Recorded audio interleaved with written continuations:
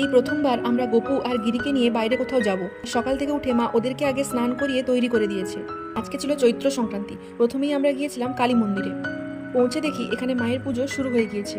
আজকে মেনলি আমাদের উদ্দেশ্য ছিল গাড়ি পুজো দেওয়া। এখন সকাল 10টা মতো বাজে, কিন্তু এতটাই রোদ গরম ছিল যে ওরা কেউ বাইরে পা ফেলতেই পারছিল না। মা খালি পায়ে রাস্তায় একদমই হাঁটতে পারে না, তাই একদম শেষে আস্তে আস্তে আসছে। আর একজনকে দেখো খালি লাফিয়ে বেড়াচ্ছে। এখন আমরা এসেছি বাড়ির পাশে শীতলা মন্দিরে। এখানে পুজো দেওয়া শেষ করে গেছিলাম কালুয়াশার মন্দির। এই দোকান থেকেই আমরা পুজোর প্রয়োজনীয় সমস্ত জিনিস কিনে নিয়েছিলাম। চারপাশে ঘন জঙ্গলে ঘেরা মন্দিরের এই জায়গাটা আমার খুবই প্রিয়। তারপরে দুপুরবেলা খাওয়া দাওয়া করে আমরা চলে গিয়েছিলাম রামেশ্বর মন্দিরে।